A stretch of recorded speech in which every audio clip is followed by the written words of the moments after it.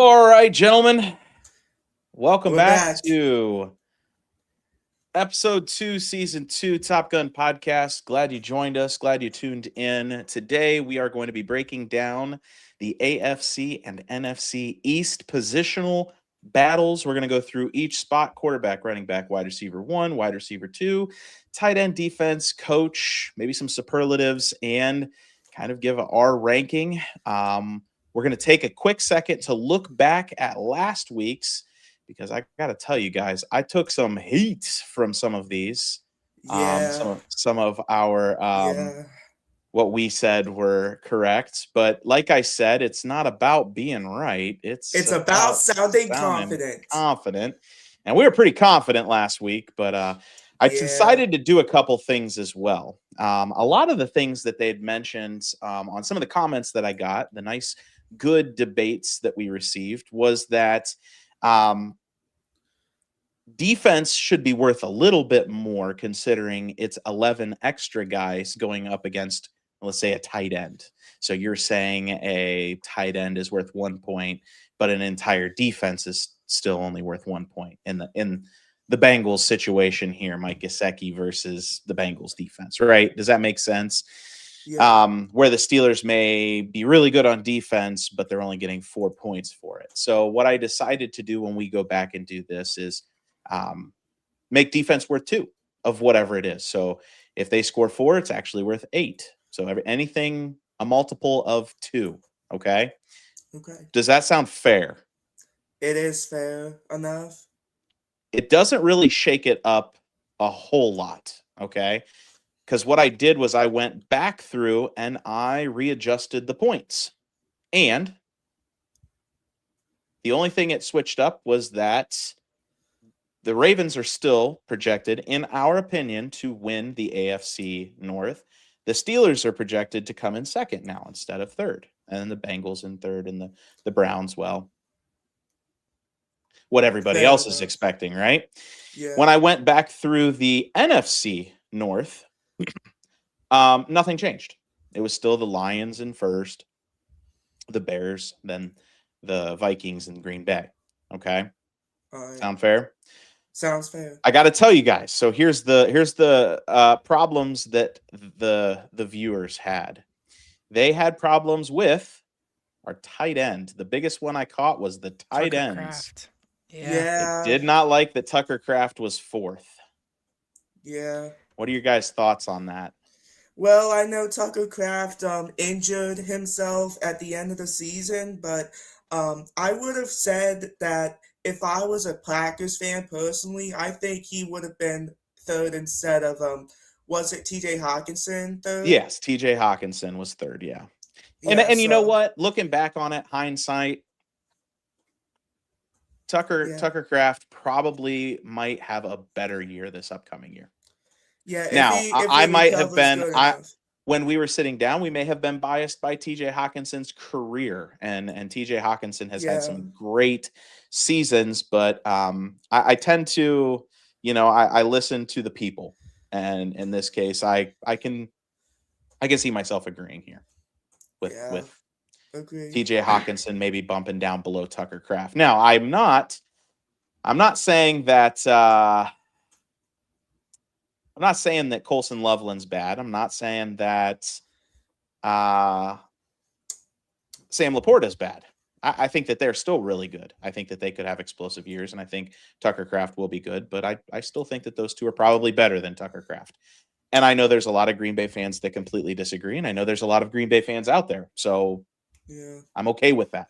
I'm okay taking that. I feel confident about that take. Yeah. Yeah, that's just such a tough one for me just because the NFC North is pretty loaded for tight ends and um Correct. This was the yeah, toughest one we said.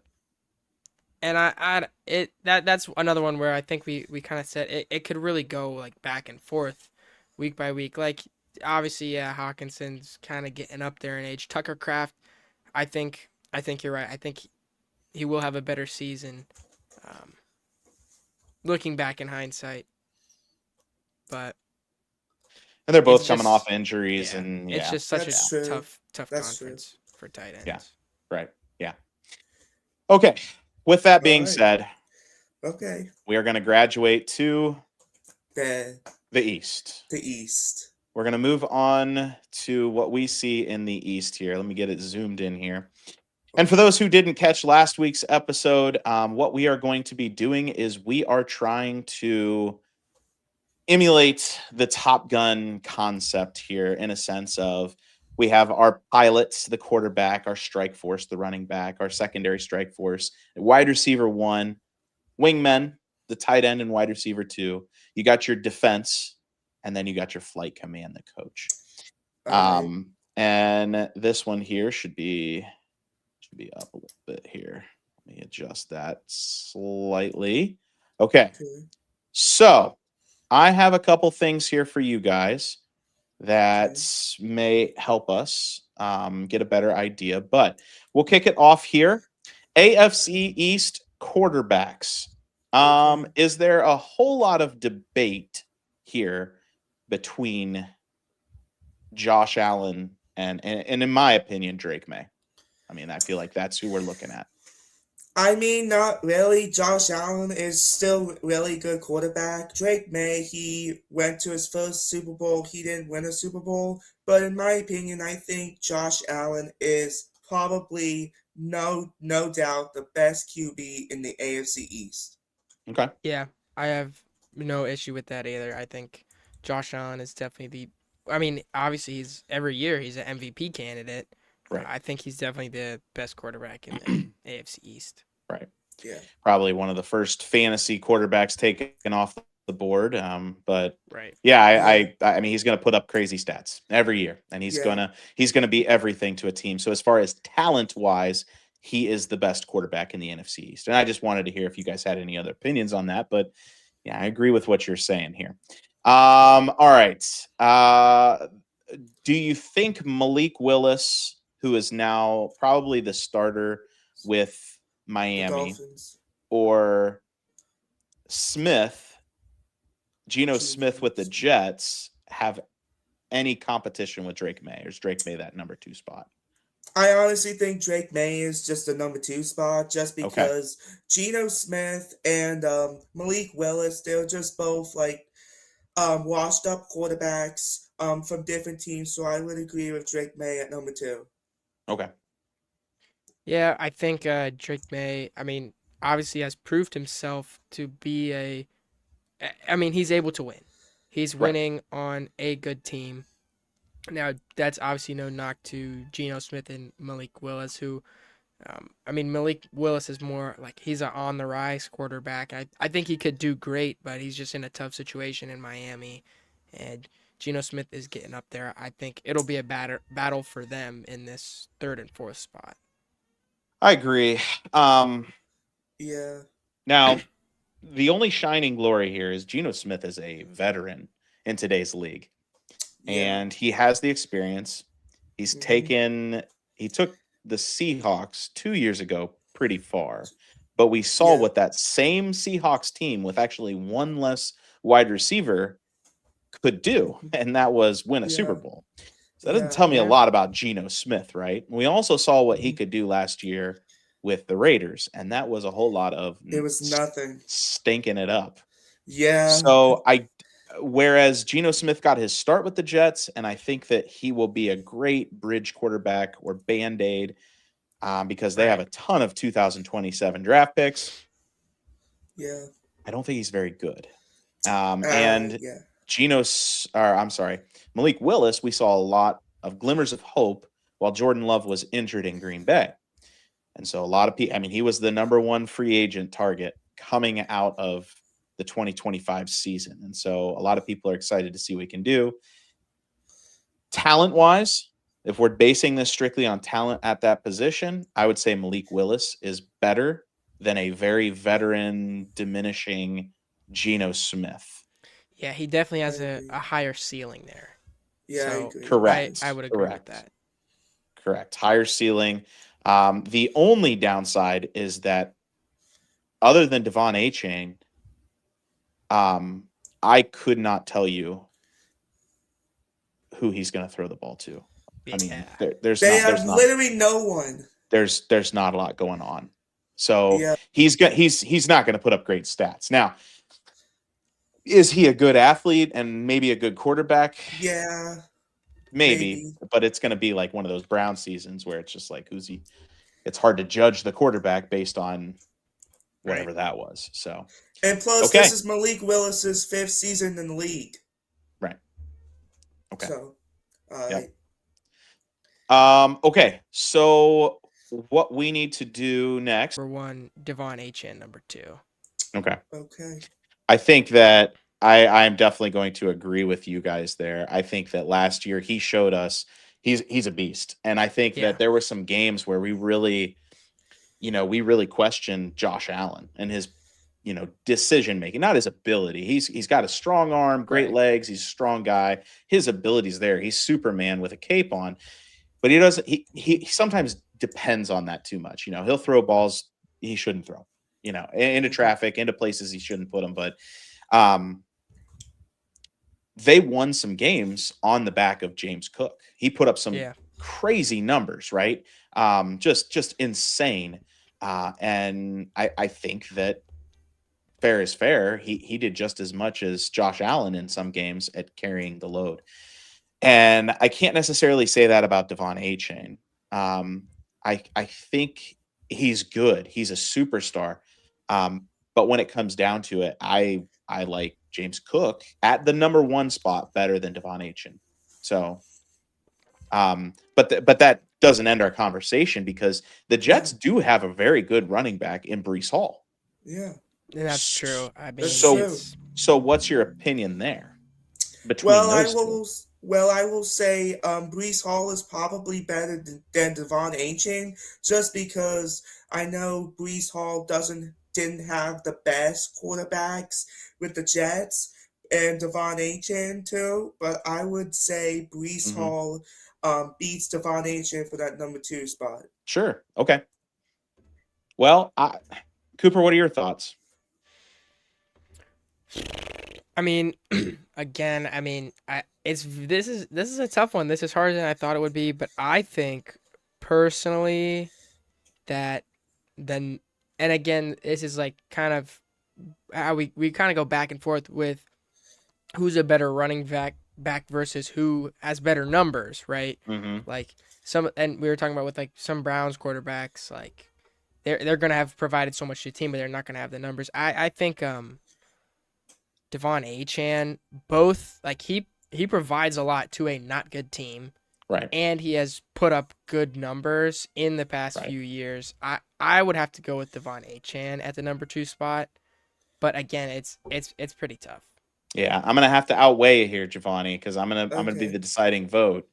I think Devon, he's younger. Well, not a lot younger. I should take that back. He's really not a lot younger, but I just think he's going to touch the ball a lot more this year. And he has shown some explosive games. I look back at that Broncos game where they put up 72 points 2 years ago. Yeah, I think he found the end zone like 4 times, and he can be an absolute. He can take over a game. His speed and his agility is insane.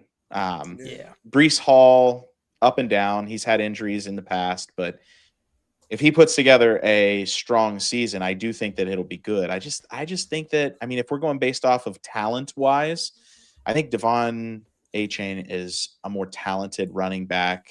And really, I think that the Jets and the Dolphins they're both competing for the number 1 overall draft pick. Yeah. So it's their defenses are bad, their offenses are bad. It's just a matter of who's the worst of the worst. Right. Now, same to draft for both teams. Yeah, right. That's a good way to put it. Now, I want to justify myself so that I don't get yelled at online again. I think that the Patriots have a great running tandem. We saw that last year. Travion Henderson and Ramondre Stevenson. They're an amazing duo, but I don't think either of them are just outstandingly talented running backs by themselves. I think that Travion Henderson could be that guy. I think that he could be a single back system. but since I could remember, the Patriots have never been a single back system. Maybe Corey Dillon back in like 2008, but um, yeah, they've always been running back by committee, and it's worked for them. And that's not a knock on their running back ability. I just think that those two guys fall to the last of the three that we named before them. Yeah, And I no, would probably say that they're going to lean more like they did last year on Ramondre Stevenson. But I think Travion Henderson is the more talented back when it comes down to it. I think Stevenson is your third down goal line back, which is going to get you more fantasy points if that's what we're going to look at. And, when you compare guys and you look at stats, he's probably going to have better, the juicy stats, touchdowns and first downs and, yards after contact, that kind of stuff. Whereas Travion Henderson's going to be more of your scat back, your catching out of the backfield or your first, second down looks. yeah, and with the Patriots, I gotta say their whole offensive, what it's looking like right now, the whole offense is it's been slightly reshaping in the offseason. It did It big looks time. It looks really strong. It does. And It we'll does. get to the rest of those because They kind of went from one headache to another, though. Yeah. Yeah. Well, we'll talk about that here. Yeah. So if you guys are ready to piggyback off that, we'll go into the strike force. Wide receiver 1 for the AFC East. Okay. And so if I had to put these out there for the listening audience, we're looking at, let me break this down here. We're looking at wide receiver 1 for the Bills is DJ Moore, they went and got DJ Moore from the Bears. That's a big pickup. It was, DJ Moore is kind of like this, you can't tell if he's toxic or not. He's a great wide receiver, but I think he's a great competitor. I don't think he's one of these, I don't think he's quite Antonio Brown or AJ Brown or those guys. I don't think he's a prima donna, but he would get very upset when he wasn't getting his touches or, the quarterback was taking too long in the pocket or those kinds of things. And he would show it. There was times where he would walk off the field in the middle of play. And so I think it's more of, he doesn't know how to be a good competitor. He is competitive. But that's a big pickup because that's something that the Bills didn't have last year. They're hurting after losing Stephon Diggs. And, Stephon Diggs is not what he used to be, but when he was with the Bills, he was that threat. And that's where DJ Moore kind of steps back in. And now we know who their number 1 option is. And it is a legitimate wide receiver. The Dolphins' number 1 wide receiver is Chris Bell. The Jets' number 1 is Garrett Wilson. And the Patriots, like we talked about, is A.J. Brown. So you're getting rid of Stephon Diggs, one headache for A.J. Brown, who says this is the move that he wanted to make and that he's happy to be there. And he's a former player of Mike Vrabel's. And, there's a whole list of things here that could go right, but there's a whole list of things that could go wrong as well. But regardless of all of that, A.J. Brown's a great player. He is a big body, go up, make plays. You better send 2 guys to guard me. He can absolutely dominate a game. And I think Drake May is going to really like having an option like that streaking down the field. What do you guys think? I would agree with you just because if you go to the talented rise, I honestly think A.J. Brown is way more talented than DJ Moore. A.J. Brown just literally won the Super Bowl with the Eagles not even 2 years ago. Yeah. He's a Super Bowl champion. And I think another thing with A.J. Brown is that he's in a significantly better situation to succeed now. Mm-hmm. And then compare him to who I think is, the other wide receiver in this conversation for best in the AFC East, Garrett Wilson. Garrett Wilson has Geno Smith thrown to him, where you have A.J. Brown who has Drake May throwing to him, who's a Super Bowl caliber quarterback. I think A.J. Brown will have more success this season just because he has not only Drake May throwing to him, but such a strong group of players around him. Mm-hmm. And he has more of a reason to be motivated. And I feel like that's something that he maybe struggles with. And that's kind of why he does things kind of the way he does sometimes. But I think I think he'll be the best receiver in the AFC East I agree, Coop. with Okay. Garrett Wilson in second, in my opinion. There you go. Okay. Well, There you go. so we'll go. I can get behind that. AJ Brown, Garrett Garrett Wilson. Wilson, DJ Moore, DJ Moore, Yeah. and Chris Bell. Chris Bell. Chris Bell. Yeah. Okay. Easy. Okay. Easy. Easy. Mhm. Garrett Wilson's good. I'm a Buckeye through and through. Garrett Wilson is Yeah. good. I do think AJ Brown is a bigger, stronger, faster target. Maybe not faster, but Garrett Wilson's coming off an injury, and we'll see how that goes. And he should be fine. But Yeah. at the same time, it's Yeah. you always question those joints and those ligaments. You got to get Yeah. used to it. We'll see how he is coming out of training camp and that kind of stuff. But should be all right. He should be all right. Yeah. Okay. Wingman number 2. This is a little less predominant. You might not know these guys, but you should know this Okay. one. Khalil Shakur Mm-hmm. for the Bills. Malik Washington for the Dolphins. Adonai Mitchell for the Jets. And Romeo Dobbs. There's another new face Patriots. for the Patriots. Ooh. Okay. Okay. So let me tell you mine and see if you guys agree or not. Okay. Here's my list. I have Right. Khalil Shakur as number 1. And I'll explain that here in a second. I have I think I have Romeo Dobbs, number 2, Adonai Mitchell, number 3, and Malik Washington, number 4. I can't argue with your picks. I cannot argue with that. That's a good list. Yeah, that's where I was leaning. I mean, I was considering whether to put Romeo Dobbs at 1 or Shakir at 1.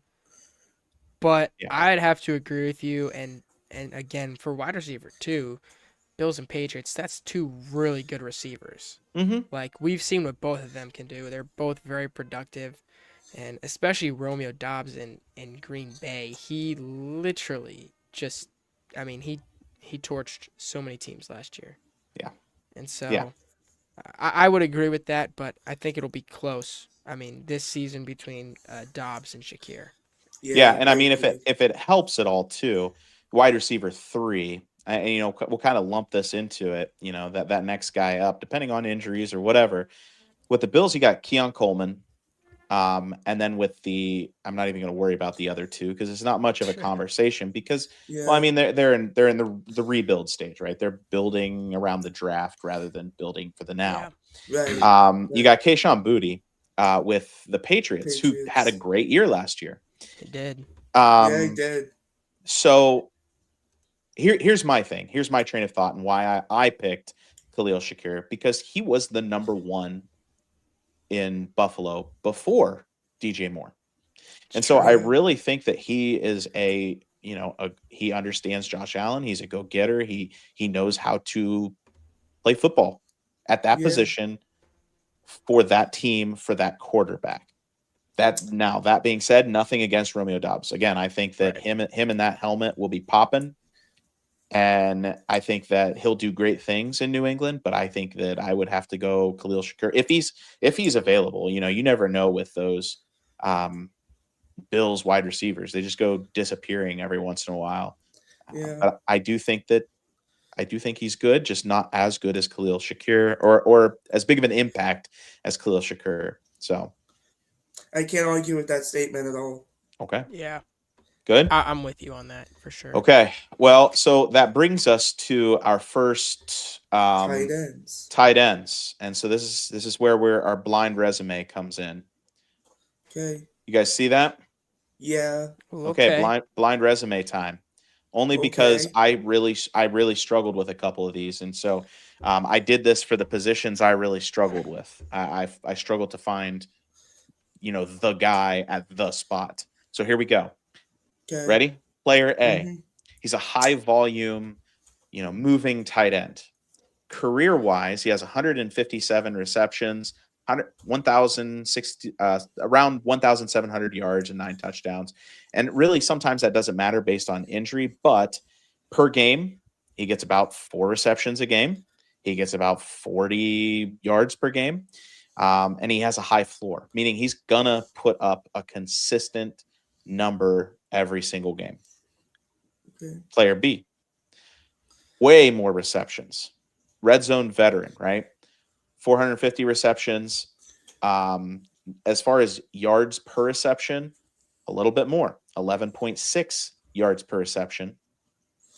But less receptions per game. He's closer to the 3 mark and pretty close in yards per game as well. But this guy is a proven red zone threat, touchdown catcher, huge production, again, consistent. He's going to draw attention of safeties and those guys, especially in the end zone. So he is your consistent scoring veteran. Next one, explosiveness. Now, when this guy was in college, you're looking at huge numbers, almost 1,000 yards receiving and 11 touchdowns in one season. I'm sorry, that was a career. Almost 1,000 yards in a career, which is a lot considering college, and probably only played 3 years. 51 receptions, 8 touchdowns in 14 games. So that was his senior year. 51 receptions, 8 touchdowns. And he is a freak athlete. He is going to be an immediate game changer, and he is one of the highest draft picks in the draft. First round tight end. Yeah. Which one are you taking there after reading that? I would take player A. Okay, Cooper. It's tough. I mean, I know player C is Yeah, I know that's that easy that's to figure out. Yeah. I didn't have Kenyon any City. stats on him.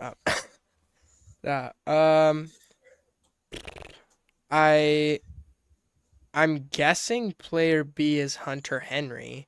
Okay. And it's tough, but He is the veteran I mean, here. yeah, and he's fantastic. He's been doing it for however many years, and he's been putting up great numbers even when he was Consistent, on right? Yeah. the Chargers. Yeah. Yeah. Very consistent. I would have to go After looking I'd have at to the go numbers. You're right.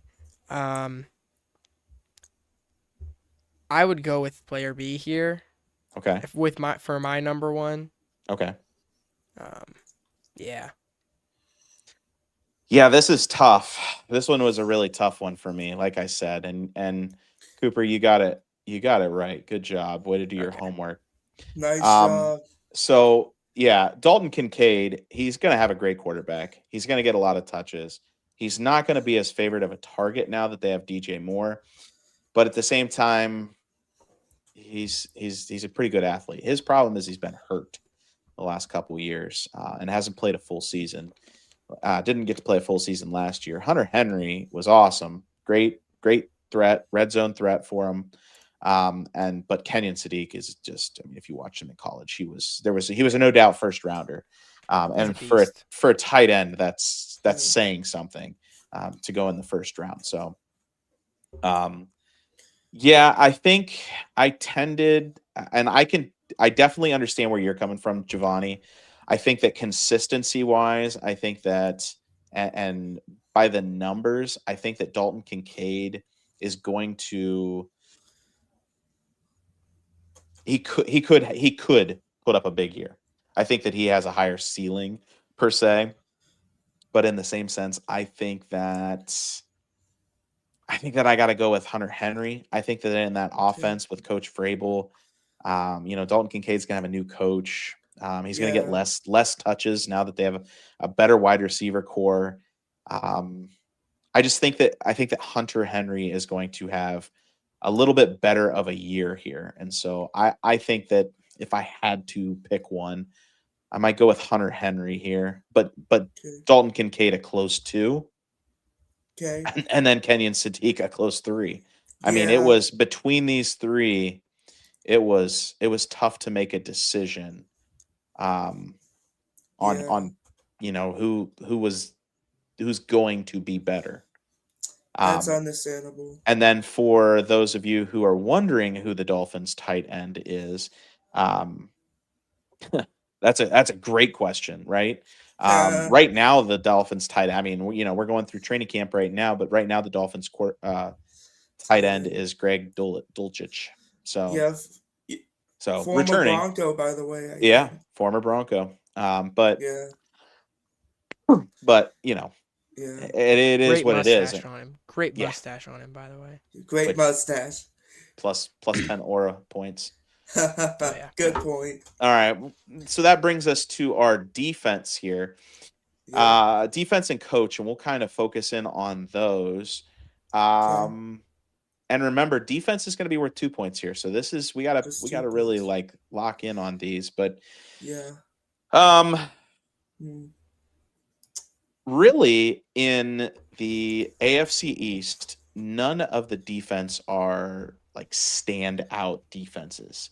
I don't think any of them are in the top 5 or 6. Yeah. I think that if you had to ask me after watching, well, the AFC East championship game, the Yeah. defense stood on its head against Jarrett Stidham. I mean, come on. Yeah. But they did a pretty good job of shutting out all the teams they were supposed to shut out. Now, I will say this. Josh Allen had to score 40 points every game in order to win, and that was Yeah. always a problem. So their defense has some holes. They've lost a Yeah. couple guys to either retirement or free agency. And so there's a lot of question marks that I think they might fill in. But at the same time, I think that the number one defense here is going to be the Patriots. Okay. And like we've Yeah. mentioned before, the Jets and the Dolphins are playing for the number 1 overall draft pick. And Right. both of their defenses are absolute. In fact, right now, Fantasy Pros has the Dolphins defense at, let's see, 29th Under. overall, which Wow. out of 32 is not great, and the Jets Yeah. at 31st overall. So they're just Yeah. scraping the bottom here. So, Yeah. opposed to the Patriots in that number 1 spot and the Bills in the number 2 spot. No, Can I'm I- not. I Yeah. thought the Patriots squad was really strong last year. I mean, the Bills, they actually had a really strong pass defense, but their rushing defense was just like so not good at all that Which, I mean, like you mentioned, that's why Josh Allen had to be Josh Allen and, Yeah. through himself passing or rushing, generate like 40 points a game. But yeah, no, they I still and have it's still an okay defense and better than the Jets and Dolphins. and when tend you to got agree. somebody like Josh Allen, he's only Yeah. useful when he's on the field. And so if the Yeah. other team is just running the ball and running the ball and running the ball, that clock is just getting sucked out of Yeah. there. And Yeah. so And that's kind of the same mindset that I feel like Dan Campbell has sometimes where he's like, hey, well, we have the best offense in the league. Why does defense matter? Oh boy. right, we'll just score 100 points. Well, if they're Right. not on the field, you can't score 100 points. Yeah. Yeah, no, that's a pretty good point. I can Good agree with point. that. Okay, well, that brings us to the flight command, the guy behind the mic, or the guys behind the mic. Considering defensive coordinators and things like that, and we do have some changes here. Yeah. You got those, Giovanni? Yep. So Joe Brady to the Bills. Jeff Hafley to the Dolphins. Yep, that's it. That's it. Okay. It's the only new changes, right? Yeah. Yep. Vrabel, Vrabel Mike and Vrabel at the Patriots, who's yeah. going through other kind of problems, and Yeah. Aaron Glenn, and Glenn, who former Detroit former defense, by the D way. coordinator, and I Yeah. feel like they like Aaron Glenn. I feel Yeah. like just like the Browns, when you're coaching a team that's dysfunctional, in a sense of like how can you blame the coach for a bad team being bad? Yeah. But I think they like him. So I mean, he was hired in January of last year. And so he got 1 full year in as the Jets coach. I'm assuming he's going to pilot this ship and then they'll see where they go. If they are liking the looks of that first overall draft pick, you very well could see them fire him and say, you know what, we're bringing in a brand new coach under a brand new quarterback, and we're just gonna like completely change the direction. But in the same sense, I've seen teams where say like, okay, well, we're gonna keep you as coach. You're gonna play this guy, and then you're our scapegoat. We'll just fire you halfway through the next season if things don't go the way they're supposed to, and bring in somebody different. It all depends on who's available as well, because Mike McDaniels is out there as a defensive or an offensive coordinator for the Chargers, and he's an absolute offensive genius. So he might be playing that card as well, where it's like, hey, I didn't want to be a head coach this year because I know there's going to be a bunch of firings next year, and there's going to be a whole lot of opportunity next year. You know what I mean? Like that, he was like the number one name coming out of last year, other than maybe Bill Belichick. But yeah. So Aaron Glenn, it'd be interesting to see where he goes. But if I had to say best coach here, I think without a doubt, you got to say our former Ohio State Buckeye, Mike Vrabel. Not for despite his the shenanigans that's going on. Not for his off-field antics. You know, that's between him and the Lord. But also, Mike Vrabel took the Titans to the AFC Championship game back in 2019 while they were the number 6 seed. Yep. Which that is a crazy accomplishment, by the way. He's took 2 teams to the playoffs, took 1 team to a Super Bowl. Ryan Tannehill as well. And he's probably the only, I mean, I might be wrong saying this, is he the only coach who's actually won a Super Bowl as well? I don't know if he actually won a Super Bowl. As a player? Yeah. Oh, yeah, because Aaron Glenn played on the Jets. So, I'm scanning. No, I don't think so. Dan Campbell played on the John Harbaugh. Dan Campbell didn't win anything. Yeah, he played Lions, Giants, Cowboys, something like that. Like they were all blue teams, but I don't think he won. That sounds like a job for the chat. Yeah. Chat need you guys to figure out if there's any other coaches who have won a Super Bowl as a player. I don't know, but that always just reminds me of the thing where the NFL films, they sit down the coaches and they interview them, and they're like, did you know this and this statistic? And it's like about one of the coaches that is like Sean McVay in high school won State Player of the Year over Derrick Henry as running back. And now Sean McVay's coaching, and Derrick Henry is still the best running back in the league. Like, I just saw that the other day. I was like, bro, that's crazy. That's a poll right there. Or like Jim Harbaugh in the NFL has more like playoff rushing yards than Bo Jackson or something. Oh my god. There's just like some wild stuff like that I've seen, and it's like why this is wild, bro. These coaches. That's wild. And how about John Harbaugh has more Super Bowls than Jim Harbaugh? Yeah. This is true. 1. But I think no question Mike Vrabel number 1, and then where I went next is who. Okay, if we're looking at the 2026 season, I'm looking at who has the next best team in this case, that's going to be Joe Brady. I mean, he's literally. I think he's handed the keys to like a Mercedes Benz, right? Like a Lamborghini here. Yeah, like, and the other portion of that for me is he was the team's offensive coordinator. Yeah. So he's already worked with a lot of these guys, and he knows. And the biggest thing is Josh Allen. You have a piece like Josh Allen on your team, and you've already been working with him for years now. Right. That is a large head up on, no offense, but a first-year head coach like Jeff Hafley, who is inheriting a team with tons of new players. It's a completely new system. They're rebuilding. I think Joe Brady has a much larger opportunity to succeed, given the circumstances at hand. Right. Oh, absolutely. Yeah. And we already went on our tirade about Aaron Glenn. Yeah. I do think, looking at what it is, I think he's on the hot seat. If he has a decent seat, if he can pull wins out of that Jets team, knowing they're going to go get a quarterback next year, whoever it may be, when he's basically told not to go get wins, which is kind of a catch-22. he's in a tough spot right now. He's in a terrible spot. Yeah. Now, Jeff Hafley Hopefully. is a new hire. So, and I mean, he was a defensive coordinator for the Green Bay Packers, Packers. who had one of the best defenses in the league until Micah Parsons got injured. It's So true. it's like, True. I would say that Aaron Glenn is on the hot seat, that I don't think we Yeah. would get out of many even Jets fans that they like Aaron Glenn. He's just a questionable coach, guy as a coach, like he might not be there next year. So, all right.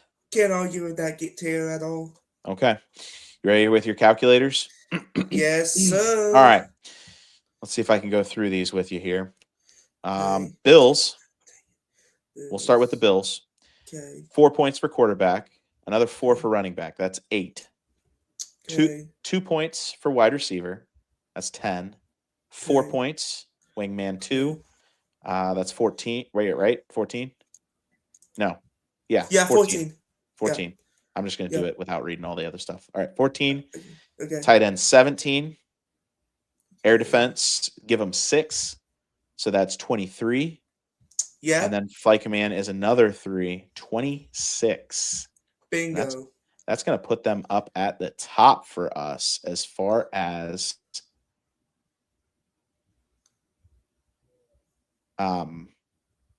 teams. I mean, that's one of the best ones we've had, right? Yeah. Yeah. Obviously.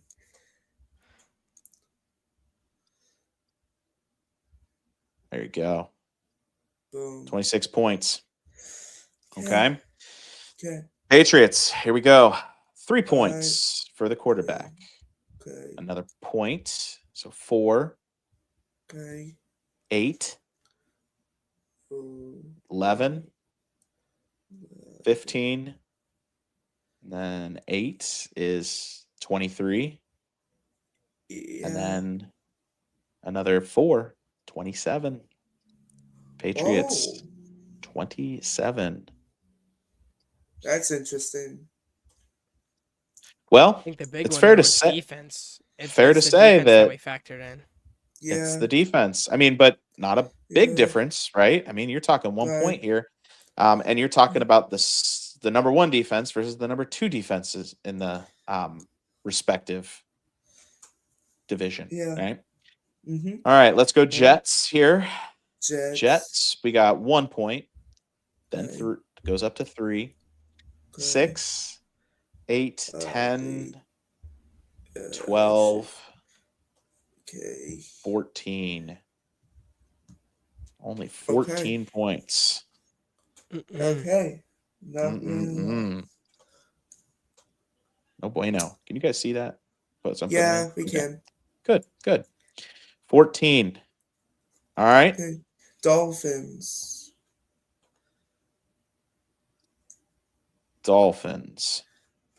Okay.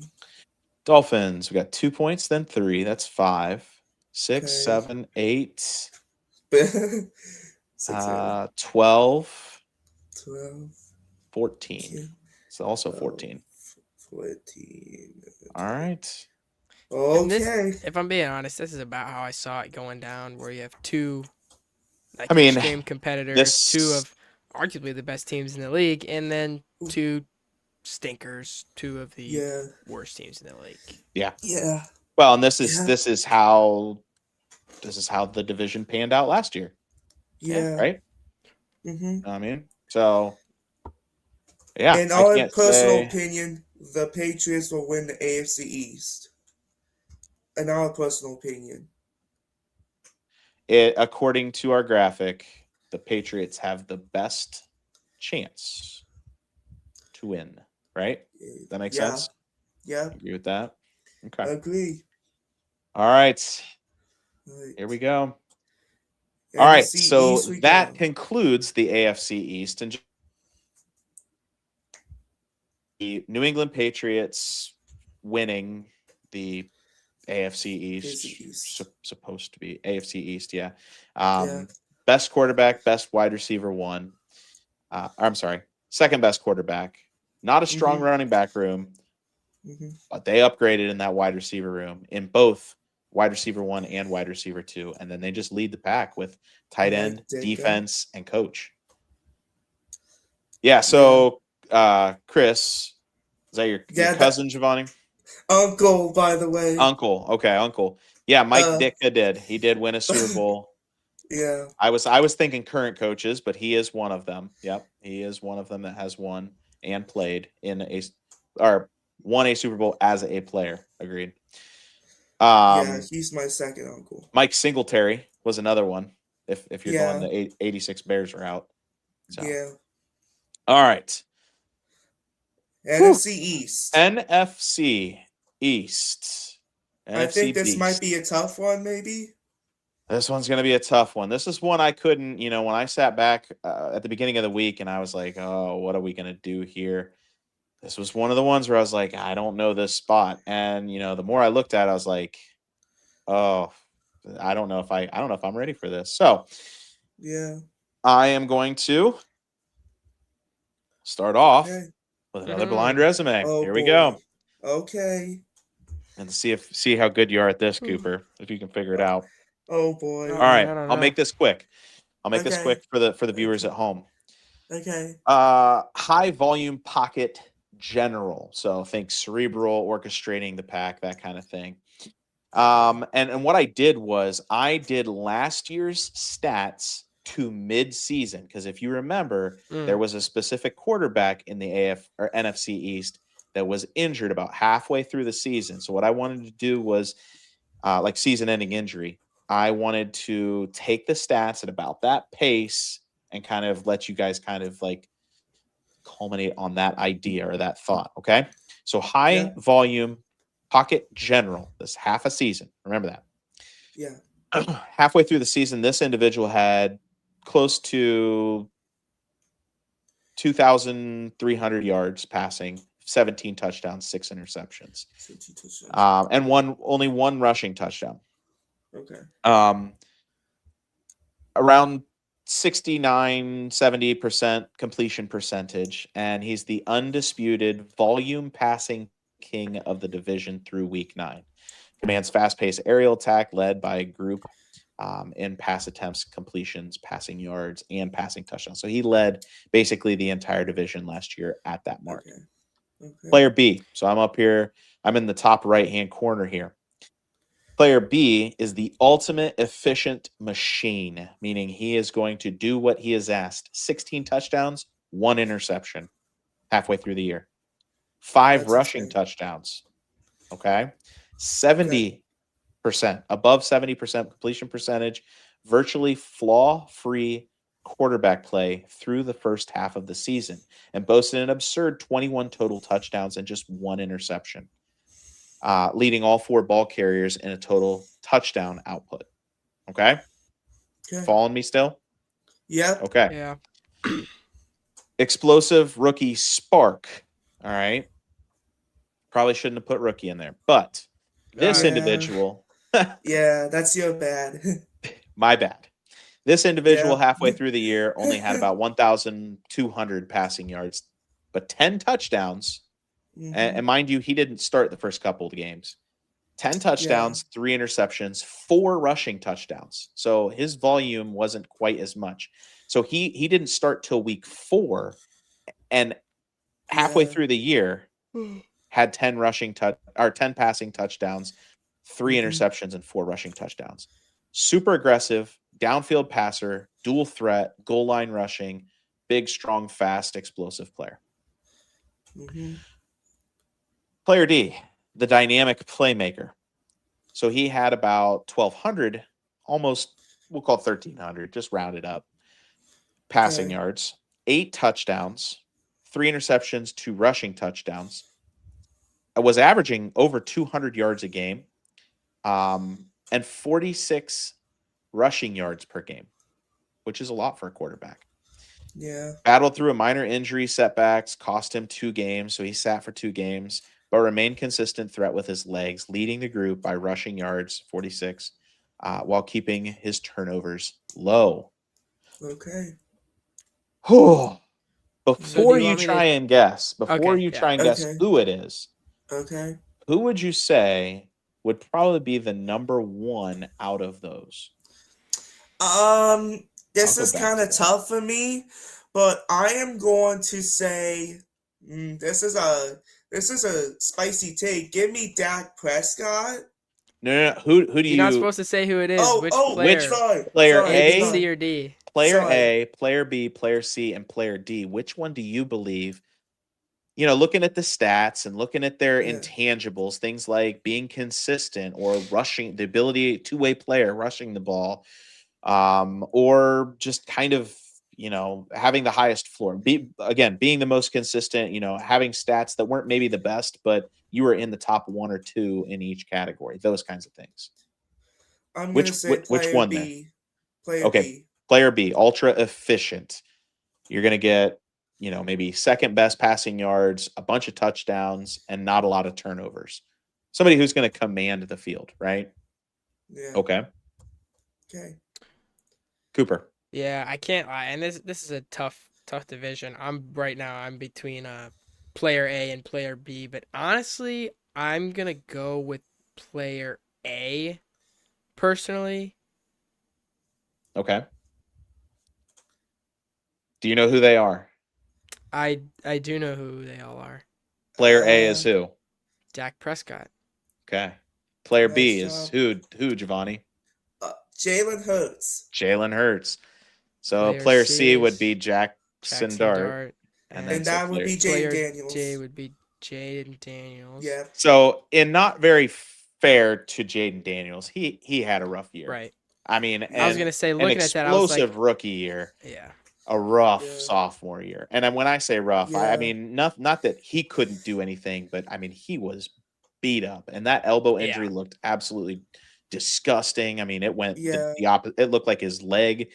I mean, That looked like you're Alex really Smith's leg. hoping he doesn't turn into RG3 2.0, that Yeah. kind of that'd be thing. Like terrible. I Yeah, mean, it's just like a redskin. I mean, a commander's curse, right? Yeah. Um, right. I And it's tough because it was a sophomore slump that was, Go I mean, ahead. like you said, really out of his control. It Because wasn't even like he was putting up bad numbers when he was yeah, putting up numbers. why when he was healthy and playing, he was playing well. Yeah, But yeah. I mean, And we always talked about players could have a sophomore slump. Did you think Jaden Daniels had that? Well, I statistically, he was, last year. I mean, he was the worst statistically, but it's because he didn't play. Yeah. I mean, right. it was a matter of him just not being able to play, not necessarily he played and played poorly. He just wasn't able to play, and so yes, there was a sophomore slump in a sense of he couldn't play. Okay. Okay, so that brings me to my pick. I'm gonna have to go with Giovanni on this one. I've been Okay. kind of me and Giovanni have been butting heads on some of these ones, but I'm on your side now, Giovanni. Okay. I have to go with Jalen Hurts, and only because he There you is go. the most efficient. He's won a Super Bowl. He's Yeah. under a great coach and a great system. Got a great running back to kind of like take Saquon the Barkley. rushing threat off of him. Hmm. You know exactly what you're going to get from him, and I think that a lot of times Philadelphia Yeah. fans are they're It's good, crazy. they're good sports fans, but But they could be crazy at what that sometimes. turns into is when they lose their minds. And Yeah. you're going to lose a game. Like when was the last time we saw a team go undefeated? It was like the No 74 one. Dolphins, right? And 74 so Dolphins. I don't know, it might not be Or 74. Maybe 72 Dolphins. 72 Dolphins, there you not go. 74. So yeah, in my opinion, I would have to take Jalen Hurts here. Okay. And that's just 2-1. I have to take Okay. Jalen Hurts over Dak Prescott. Yeah. Now, And with that being said, fair enough. I was between the two of them. Like, I We're know you still were. giving respect to Yeah. Dak. of course, yeah. With a sophomore slump,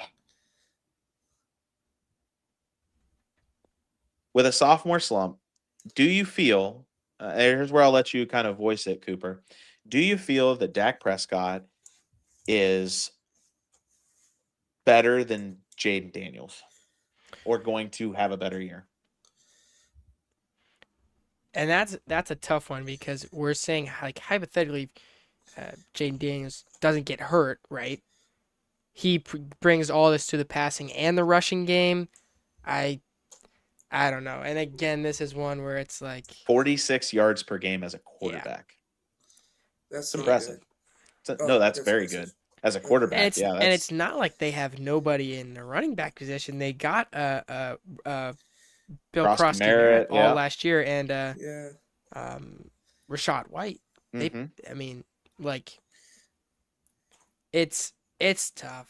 And again, it's a big what if of what if he can stay healthy and what if he can get back into a good rhythm like that rhythm he had in his rookie year. But So he did get back. They did right, bring him back at the end of last season, only for it to be like, hey, my arm's hurting again. So you do right. worry about that. Like what Jaden Daniels are you going to see walk back out onto the field there? Now And statistically, so that's here's what I will say. Like if this okay. was a fantasy football session, I mean, this is a who's going to lead your team to more wins. I mean, Jaden Daniels is going to put up if he's healthy, he's putting up better numbers. Like by and large. I mean, the rushing touchdowns, the rushes, um, and I really think that Jackson Dart, no shame to Jackson Dart. I think that Jackson Dart he's gonna pan out to be an explosive player. Kind of reminds me of like a Baker Mayfield. Um, Yeah. Yeah. Maybe a With the little bit Browns. bigger and athletic. But he's got a little moxie to him, and I kind of like that at times. Sometimes it's like, okay, you got to know when to turn it off, though, You too. gotta. I was gonna say you gotta have a off switch because then you Yeah, get like Yeah. concussion. there's Yeah, Yeah. you start putting your helmet in that's. places it doesn't belong. And But that's you why know, him and Scat are such a dynamic duo. Yeah. the Bash Bros. Yeah, Yeah. this Yeah. is a tough one here because I think that we're going to take some heat. I think we're going to take Yeah. some heat if we put Jaden Daniels at 3. Yeah. Yeah, And but I and also agree with you in saying that Dak Prescott might be. I mean, he's consistent. He's very consistent. You I know, think just because of the fact that Jaden Daniels is coming back from injury and off of a unfortunate season, Dak Prescott has that higher floor. We know what to expect from him. Um, he yeah, and he has a Jaden Daniels great passer, but I think Dak Prescott Yeah. has a bigger pocket presence. Like him and CD is a crazy 1-2 to have on yeah. your team. Yeah. And I And George think, Pickens. Yeah. yeah, Right. Right. Yeah. There And you go. right now, Washington's number one is Terry McLaurin, Yeah. who's still doing amazing things. He's got a little Yeah. bit more age on both those guys, Pickens and Lamb. Um, but as far as like secondary options in Washington, there's not a whole lot to hang your hat on. You got right. Antonio Williams and Dyami Brown, and Traylon Burks, but like Bugs. those guys aren't, they're not lighting up a scoreboard at any time. No. Not consistently anyway. So I really think that what's going to happen is because they have no one's who's going to like demand pressure. Jade Daniels is going to take a lot of heat, and I think that Yeah. helps that he's very quick and agile and he can run. But like you saw last season, that catches up to quarterbacks. I mean, you saw it with Jackson Dart too. He was under percussion protocol for quite a bit as well. So Yeah. I think that this is one that I am going to have to I'm gonna have to justify to the Yeah. I'm online so sorry, Commanders fans, if you're armchair watching. quarterbacks I'm here. so sorry, Commanders fans. Yeah, but I do think that Dak Prescott has better weapons, Yeah. and I think that he's proven that he can put his team in that chance. Now, I will say this: JD5 has put his team into the NFC East or NFC Championship game Championship. where Right. they True. absolutely got waxed, Yeah. but at We're the not same getting back. time, he's done it. He's done more Yeah. than Dak has. I don't think Yeah. Dak hasn't been to an NFC Championship game Nowhere. Yeah. with those same weapons. So Yeah. that's just And one this is where, gonna be one where we have to like look back and review in the middle of the season and see how our takes aged and whatever. So See if we were spot on, or if we were maybe slightly off like normal, but But don't forget, it's not about being right. It's about sounding confident. Yeah. yeah. You don't Well, you don't want to be uncertain. You want to be like, well, here's the deal. Dak Prescott is gonna have a better season than Jane Daniels. Is that completely true? I don't know. Maybe it's gonna be interesting We'll have to for see. sure. I it mean, will. It this is what's will. fun about it is saying whatever you want and then seeing where you fall on the scale of right versus wrong. Yeah.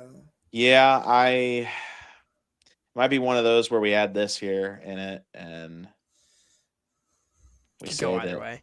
yeah, it could go either way. Yeah. We don't know. We don't know. We We don't don't we know don't either. we don't know till we know. One of Yeah. those. So okay. And Okay. well, that leaves us with Jackson Dart, where I think Number that one. he'll be okay Number 4. and he'll put up some numbers, but Yeah. he's not quite there yet. Yeah, he's not Simple there as yet. that. Simple as that.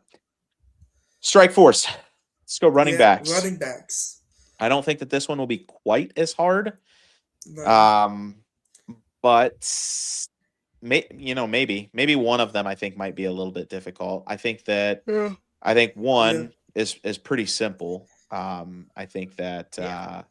Saquon Barkley, he has had just an outstanding couple years. I mean, I'd say the last 3 Yeah, years he's been man. absolutely dominant, barring injuries. I was But I was baffled when he went to Philly, and I was like, well, Yeah. he is getting a bit older, and then he got better. Yeah. I mean, almost Yeah. had It's like one of the and best he was seasons of all time. Yeah. it was Yeah. crazy to me because I just always remember, and he's been in the league for a long time. He Yeah. was playing with Since OBJ on the 2018. Giants, Right. And don't and he forget was good OBJ's then, back with the Giants.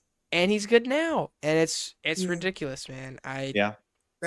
We came along a lot farther than this. Yeah. Yeah. Next Now that one. I don't number 2 spot. Number 2 spot could be a Number question 2. mark between Javonte Williams and Cam Scatterbu. But I think that Yeah. Cam Scatterbu he's just that hard-nosed bull in a china shop. Like you're gonna have you and 3 of your buddies are gonna have to take me down kind of guy. Yeah. And I don't think Yeah. that'll pan out for him in the long run. I think he's an No, exciting running back, yeah. but I don't think Yeah. I mean, Javonte Williams had a great year last year, a quiet, Yeah. good year last year. And I Yeah. really think that, he could repeat that. I mean, I think that Yeah. he could do the same thing all over again Oh, and just yeah. do it all over. So, I agree with that. Yeah. And I think my message to Cam Scatterbu, listen, buddy, the best ability is availability. When you are giving yourself concussions every other week, it's just not sustainable. There you or, go. or doing Drew. backflips on the stage after you've had a knee injury. He is a daredevil. He's something, all right, man. Yeah. To He finish was a off, Sun Devil. That's what he was. he's a The Sun Sun Devil. Devils. Sun Devil. Brian Robinson. Yeah. So to round off the NFC East at the running back position, you have Cam Scatterbu, and then you have Rashad White and Ja'Cory Krosky-Merritt, or Bill Krosky-Merritt, as they call him. Bill, Yeah. not the science guy. But Yeah. yeah, I mean, that's going to be running back by committee. Not saying that they're not going to be good, but they're just not going to put up the same numbers. Rashad White coming from Tampa Bay, he was lacking there as well. It just wasn't really the high volume, high performing running back. And so I think that they're going to be the weakest at the running back position in the NFC East. All right, that brings us to wide receiver 1. And I think that without question, and correct me if I'm wrong, but the number 1 wide receiver we've seen have Devontae. almost MVP years is CeeDee Lamb. Oh, CeeDee Lamb. Okay. Yeah, I think that CeeDee Lamb is by far better than Devontae, Malik, and Terry. But that's going to put us into a tough spot for that number 2. Yeah. CD Lamb is an absolute monster, and I'm gonna When come out and he's say it. healthy, I'm sick of him torching the Lions on Thanksgiving. I'm Yeah. sick of it. Or I'm well, anytime even we if they play do them. win, even if the The Lions do the win, it's Cowboy the put Cowboys up didn't even 150 play yards the and 4 Lions on touchdowns. Thanksgiving. Whenever we play them, CD Yeah. Lamb has like 200 yards. It's Yeah. ridiculous. Yeah, Well, he's a He's a monster. monster, that's bro. on the Lions Yeah. defense. We're gonna put that one on the Lions defense. Yeah. And it's on CD Lamb for being so freaking good. He's pretty good. Yeah. Yeah, Yeah. he's pretty good. He's pretty Like good. give credit where credit's due. He's pretty good. Okay, and here's where we are gonna get torched. Yeah. One way or another, I mean, it's gonna So, happen. so what do we need here? Mm, We need a blind. Oh boy. We need another blind ranking. Okay, here we go. All right. Wide receivers. Okay. Player A, high volume alpha. Okay, so there's the stats. He's looking at about 11 yards per reception with 9 touchdowns last year and almost 1,500 receiving yards. Gets about 10 targets a game. I mean, when you put these into your head and you think, like, where is that putting them as stats? He's getting a lot of touches, right? Yeah. It's an absolute target magnet who's posted massive 109 catches during his rookie year alone. Had 1,200 receiving yards as a rookie. Boasted the highest per game floor and target share of the group, though it operates at a lower average depth of target compared to the others. So catches a lot of balls for a lot of yards. I mean, smooth technician. This individual has 385 receptions, 5,000 yards on the career with 31 touchdowns. Only averages about 4.8 receiving yards. 4.8 receptions per game. That's 62 yards per game.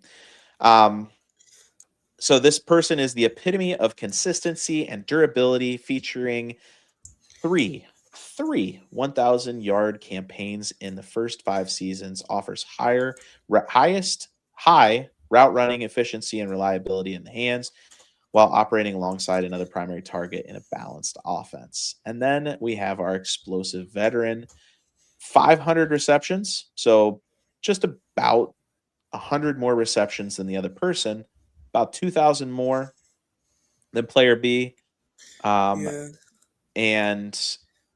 But the highest of the group in yards per reception with 14 yards per reception. Has 41 touchdowns on the career.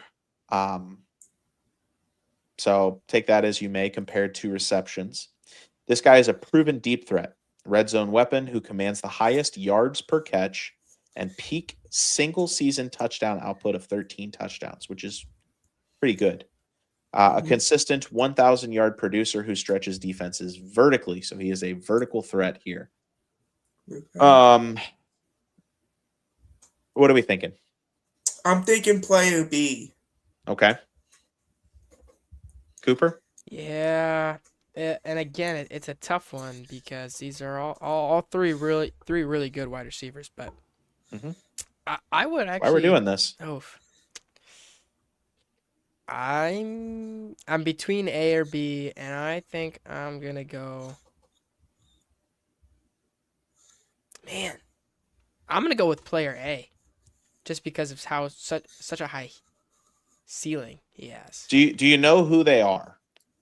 I do. I mean, I would venture to say Yeah, I do. you probably do. All right, who's player A? Malik Neighbors. There you go. Okay. Player B is Devontae Smith.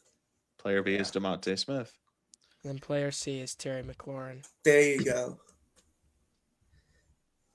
Hey, I said he has the highest ceiling. What the heck? There you go. Look at that. We're off. Simpatico.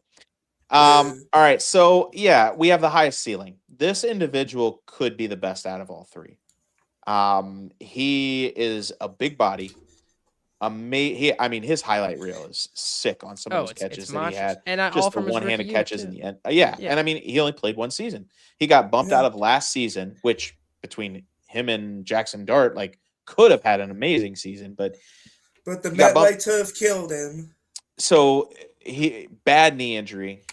They still don't know if he's gonna be ready to go week 1. Yeah, they don't know They're either. thinking like week 4 at this moment. yeah, that's So true. Yeah. That's true. it's not good. That's not It's good. not. It's not Um, good. but like we said, if he's healthy, which it's not looking like he's going to be very healthy, at least for most of the season, which isn't good for a team like the Giants who are like fighting for that 500 level. They They need need every a player high they can performer get. who's Yeah. gonna take pressure off of Scadaboo and Dart. What teams will do is they'll just walk 8 or 9 defenders up into the box and just shut them down. So they need him. With that being said, I don't think he's going to be ready to go as much so That's true. as these other guys. Now, the highest floor, Devontae Smith is now the number 1 and an already established very good offense with a very good quarterback, very good running back, very good coach. And you're going to get consistency out of him. I mean, he's Yeah. only 10 touchdowns behind Terry McLaurin in probably what is 2 seasons. So that's he's only crazy. 1 season behind him statistically. Yeah. And what I find really interesting about a player like Devontae Smith is, he's very skinny and very light, So small. and he's like not he's not one of those players where they're injured like all the time. Like he Yeah. is, like you said. I mean, he's very consistent, and I feel like you know what to expect out of him. He's so Uh, small. Yeah, but he's a technician, right? that His Yeah. picture routes are isn't even perfect. stretched He's at gonna all. Like that's his actual skinniness. Yeah. He's Yeah. he's gonna get to a spot and he's gonna be wide open and he's gonna catch it. And Yeah. he might not run for a bunch of yards after that, but he's gonna break down a defense is what he's gonna do. Now, here's where I'll say some nice things about Terry McLaurin. Yeah. The dude like takes over games. It blows my mind how he makes some of the catches. Like, I'm not talking about like the freak athlete catches. I'm talking about how did that ball end up in his hands catches. I mean, there's been a couple plays in end zones or on the sideline where you have a guy literally draped over top of him and the ball finds like right in between his arm and his concentration is right there. And I mean, he's been a consistent number 1 wide receiver on a bad team with not a great quarterback for years. I mean, last year, Marcus Mariota was thrown to him, Yeah. they re-signed that contract and, he could have taken off a year, but put down stats, but he didn't. He's still one of the best. So this is where, and it's going to stink because I think that I'm going to put our highest ceiling player probably behind these 2 guys. Yeah. I'm not the main reason for disagreeing. that being injury. But Injury. still, We haven't seen a lot, and the other 2 guys have better quarterbacks. yeah. Yeah. So I think that if I have to decide, I'm taking Devontae Smith, and I'm putting him at that second best wide receiver in the division. I think we agreed on that one. Yeah. And then I think that Scary Terry might be a little bit better than Malik. Yeah. Only because I think we know what we're going to get out of Terry. And Yeah. we don't, there's a lot of question marks surrounding Malik right now. Yeah. I would definitely agree. Okay. Yeah. Any final thoughts there? No, I think we got it all. Okay. All right. All right. Let's go to Wingman 2. Wingman 2. Let's go. This is an easy one. Yeah. So good they had to put a franchise tag on a number 2 wide receiver. George Pickens. Mm-hmm. Oh, And that's just wild. yeah. Wild. right? He I was think I literally think considering leaving the Cowboys. oh, he was definitely going to leave the Cowboys. They had to put that franchise tag on him. Yeah, And I think that Jerry Jones is starting to figure it out, and I do think that he said that he was going to spend some money, like let's win now rather yeah. than later. Oh, well, it only took him how old is he? 130? Jerry had Geriatric, Uh,90 years. Like, Geriatric boy. Jones. but Yeah, yeah, yeah, they were good. They were good in the early '90s, mid Oh '90s. boy. crazy. Yeah. But It's yeah, only I been mean, 30 years. Yeah, Anyway. the fact that you can have a player like George Pickens at your wide receiver 2 spot and CeeDee Lamb as your 1 and Dak Prescott as your quarterback, and this is why Javonte they Williams have is your running back. Like, I Yeah. this is think why that they have one of the best, and especially their passing offense is just so monstrous. here's what I'll Like, say: people love to hate the Cowboys, and Yeah. for good reason. I mean, oh yeah. the Cowboys, they're just I mean, Jerry Jones and yeah, all of that. It's just they're a hateable team. You hate to say that, but they're a hateable Yeah. team. For Um, like 30 years now. yeah, but like at the same time, it's they have a Yeah. they have a great offense. I mean, Yeah. I know. when you look back, they were putting up crazy numbers, and then they started to figure it out on defense at the end of last year, which is then kind of it was too That's late, stupid. but it was kind of scary, right? You know, I Yeah. And also without Micah Parsons. well, and that's yeah, they traded away their best defensive player. A week before week 1. That's crazy. Well, I think Jerry Jones was tired of fighting with him, and he said, "You know what? I'm in charge Yeah. here." Yeah. All right, that brings us to our our number The, 2 in the division. Number yeah. 2, Mm-hmm. and you don't have a whole lot to go off of here. Your other number 2s are Makai Lemon, Antonio Williams, and Darnell Mooney. And Okay. Uh, yeah, it's like that. The Eagles drafted Makai Lemon out of USC, and he won the Bolitnikoff Award. he is a highly touted, fast, good. He's going to take pressure off Devontae Smith. This was a huge pickup by the Eagles. I think this was a big thing, and I think that out of those, and you guys can Yeah. correct me if I'm wrong. Out of the Okay. other number 2s, Okay. Makai is probably the best. I mean, yes, we haven't Yeah. seen a whole lot, but I think he has Yeah. again the highest ceiling. But he's not coming off an injury. He's coming off of a Bolitnikoff award, like Giovanni said, and he Yeah. could be really good. He could end up being their number 1 if they choose to go that route and just keep Devontae Smith doing what Devontae Smith does.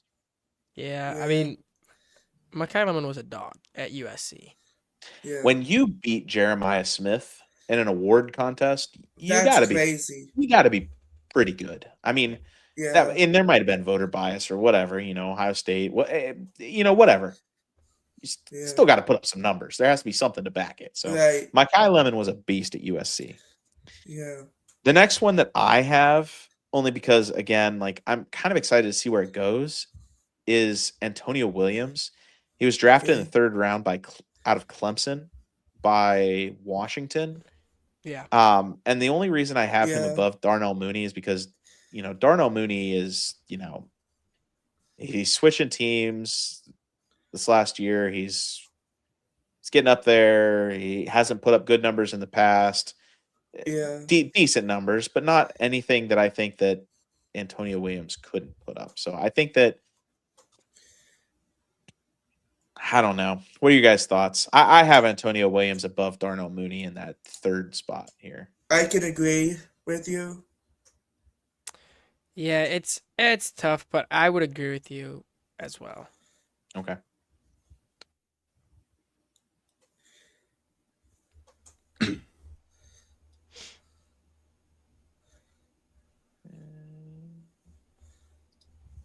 We're not showing much love to the Giants here, are we?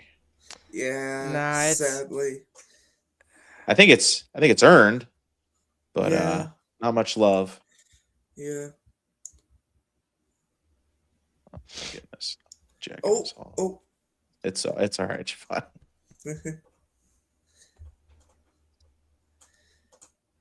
There we go. All right. All right. Tight ends. Tight ends. I didn't think this one was as bad. From what I've seen, over the last couple years, I think the only two that were really close is going to be Dallas Goedert and Jake Ferguson.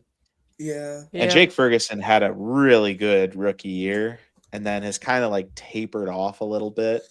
Yeah.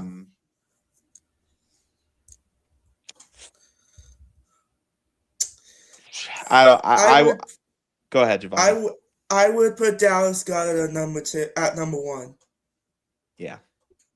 Yeah. I think I would with agree you. with that. Yeah. But I mean, I gotta say, Isaiah Likely was really good when he played in Baltimore. Yeah. Don't get me wrong. And he's staying with his coach too. I really think John Harbaugh. I really think that all three of them are like we're splitting hairs here. But I mean it's going to come down to like quarterback position. It's going to come down to, offensive scheme, that kind of stuff. I think that, in my opinion, Ferguson is just going to edge out Likely. I agree. And it's going to be interesting to see how good he is when you don't have Mark Andrews lining up next to you, taking off some. You know what I mean? Yeah. Baltimore is running a two tight end system, and I think that took some pressure off Likely in a sense of, he didn't draw all the attention from that safety watching him. So, the Washington tight end is ready for this. Try not to butcher it. Chigakonkwo.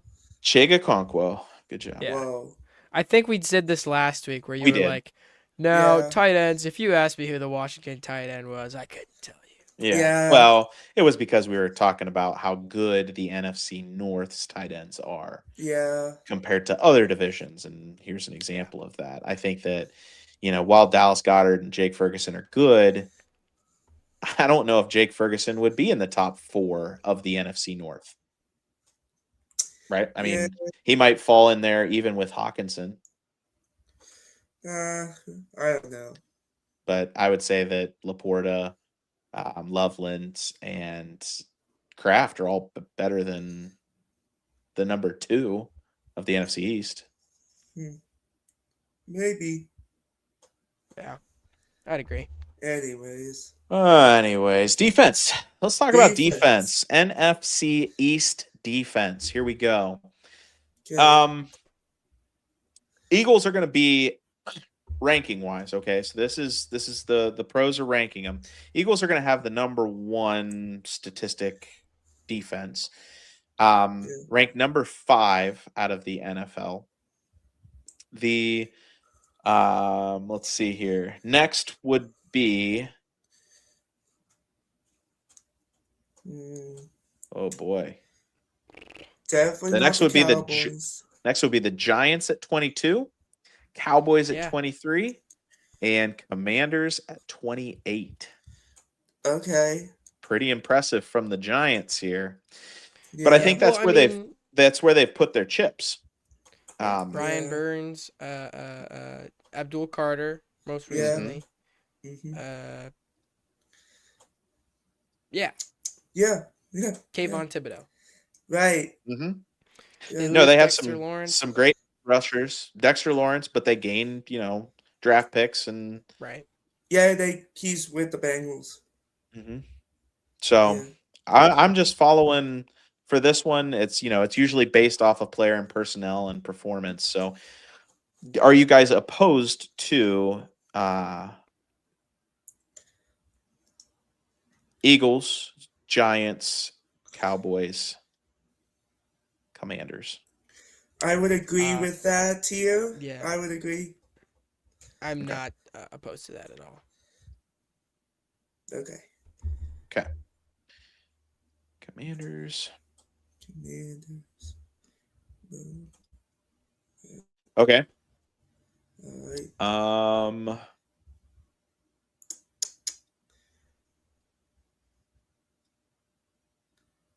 that brings us to flight command coaching. All right.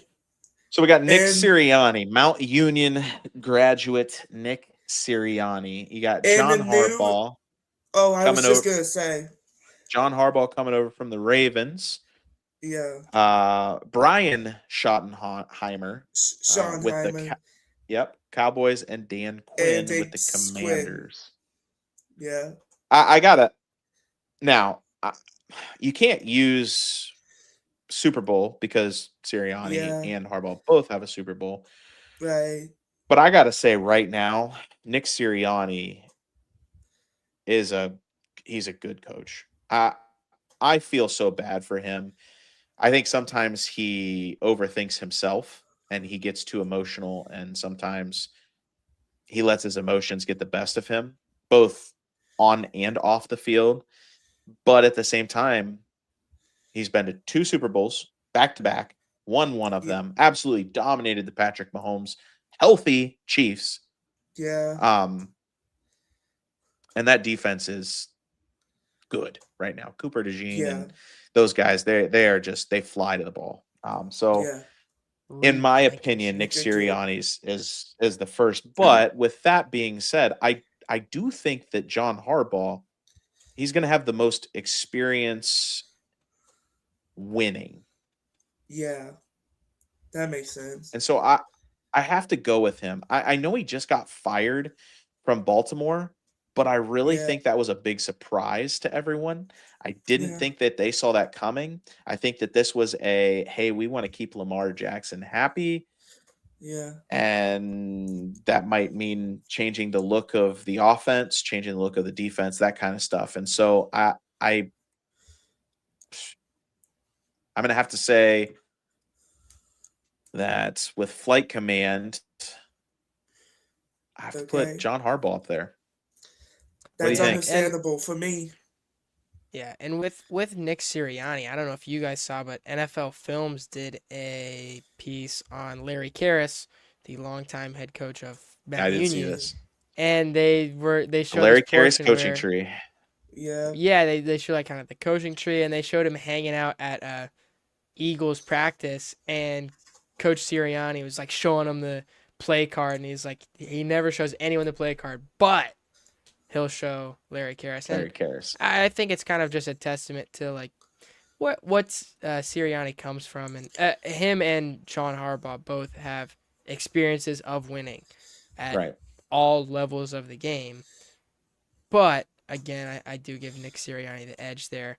And then when we get to these 3 and 4 spots between Schottenheimer and Quinn, it yeah, gets a little muddy. I think that's yeah, I think if nothing else, because the thing is Dan Quinn's coming from the Cowboys. yeah, Um yeah. Dan Mm-hmm. Quinn takes a bad team, gets a new toy, a Jaden Daniels, Mm-hmm. and takes him to the AFC East championship game. NFC East Championship. NFC East championship game. Yeah, And you have to give him credit there. Last year's yeah. season is a fluke because, well, his that Lots new of toy injuries. got broken. Yeah, Um, Brian Schottenheimer, I mean, he's a first year coach. He'll be better next year. I mean, if you look yeah, at this graphic, the Cowboys should be pretty good, yeah. but It's kind of tough it's a tough one. I think that Dan Quinn taking a team to first the year NFC to the Championship champ. game. Yep, yeah. it is worthy of us saying, "Hey, this guy actually he might know what he's doing." Yeah, Agree or disagree with that, but absolutely agree with the this one. online critics, but at the Yeah. same time, I it is what it is, right? Yep. Right. Okay. I'll get the caps ready. And you could really, maybe we could do this here too again. Get that little Put one of arrow these, in there. put our little arrows here. Say these two Yeah. could go either Yeah. way. Yeah. Um, Right. all right. So let's tally this up here and kind of wrap up. We've Okay. got let's start with the Eagles here since they're kind of in that first spot here. We Okay. got the 4 points for quarterback. So 4 and 4, Okay. 8, Okay. 11, Okay. 14, 18, Okay. 8 is 26. 27. We got a new high. There we go. 27. All right.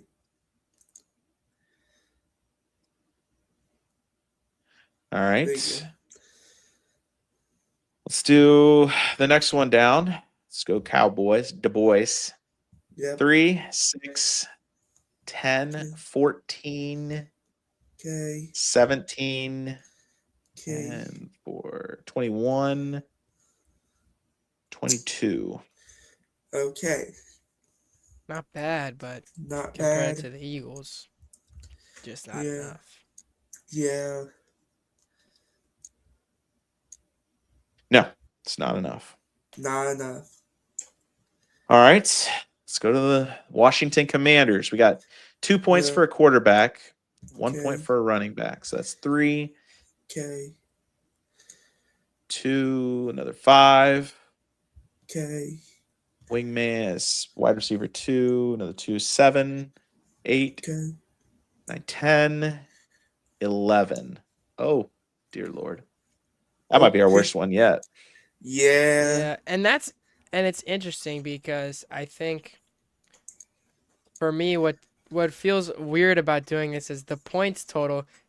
Keep in mind this is only the team within the Their division, guys. division. The Correct. Commanders, in my opinion, In the are division. better than the Jets and the Dolphins. Yes. But because they're in such a competitive division, their score is this Yes. low, and that's something that we have to keep in mind. It's all comparative. Yeah, it's Yeah. comparative in the division. So if we're saying like Right. who is going to win the division, here's the Jimmies and the Joes, and let's stack them up against each other, right? Yeah. Yeah. Okay, last one. Giant. Giants. We got 1, 3, Okay. 4, 5, 6, Okay. 12, 6. and 13. Okay. So we're gonna take some heat for that. Yeah, we're gonna get And I think there's a flamed. lot of people who think that is not the case. Yeah. We might Well, get and flamed for this. let's look back at it. Is there anywhere? The only place I could see where they would switch would be running back, which is no. I think Kim No. Scadaboo is better. Yeah.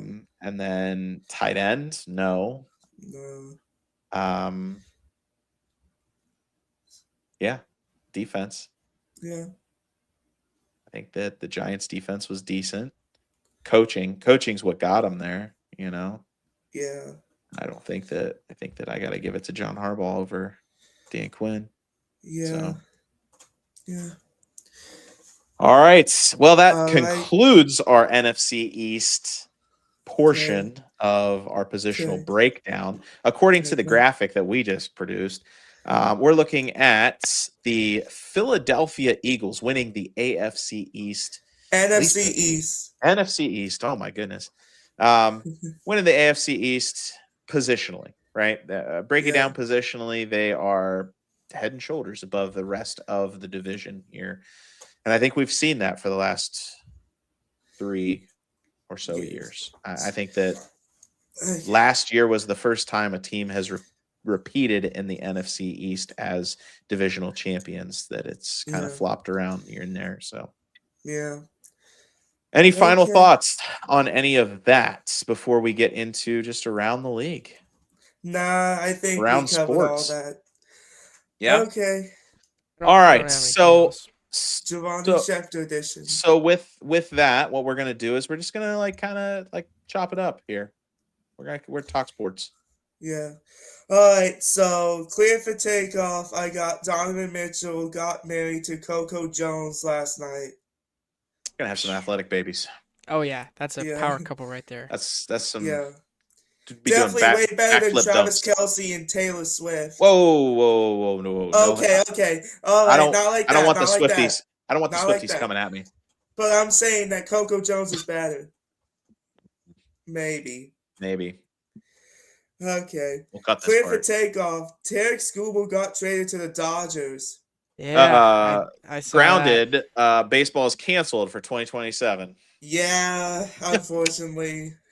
So, We all knew that was going to happen if that was going to yep, happen. congratulations on the World Series, Dodgers, and sorry for all baseball fans. There will be no baseball next year. Oh, boy. I mean, it's just, I mean, It's so broken, from dude. the players' side of it, I get it. Like, yeah, I want paid as much as I possibly can at all times. I get Yeah. that. Yeah. From like the fan side of it, it's like, as a Guardians fan, it's not even Yeah. fun to watch these games. Like, once Yeah. you get to the playoffs, you're like, oh, every single guy in your lineup is an all-star. Yeah. And Yeah. oh, you have a 4-man pitching rotation of Cy Youngs. And we decided to poop the bed in the playoffs. It's not Every looking good year. for the Guardians. I know they won today, but it's Yeah. looking like they might be selling here in a couple days. I'm not. Yeah. It's not looking good. It's not looking Okay. good. They're back around 500 and fighting for that wild card spot now, where it was the division. Now they're going to be Yeah. clawing for that wild card spot, but Yeah. never know. All right. Clear for takeoff. I got LaMelo Ball traded to the Timberwolves, which that is crazy because he just went to the play-in with the Hornets. Isn't that crazy? The play-in's a joke. I know, but still, it's crazy. I mean, we take 10 teams now. There's only like 14 teams in the. Him and Anthony Edwards is gonna be it's gonna be awesome. That's showtime right there. Yeah. Just Only I one- mean, I can just There's I only can one basketball. telepathically. Yeah. Well, telepathically, what I'm seeing right now is LaMelo Ball doing one of those like in between the legs passes that he would throw to Miles Bridges. Now, Miles Bridges, spectacular athlete, Yeah. Not but Anthony Edwards yeah, now. Yeah, not Anthony Edwards. No. Yeah. Definitely not Anthony. That is just a mind. That's Yeah, a and I Showtime mean, combo. Right That was there. a crazy trade, though. Yeah. Well, Yeah. we'll see where it goes for him. Yep. Clear for takeoff. Top Gun podcast new logo. That is fire. Yeah. Good. I did Glad see you that. glad you approve. It looks pretty sweet. Good. Yeah. Pretty sweet that we got all three of us on the profile pic. That's the crazy. goal. For That's the sure, goal. for sure. Yep.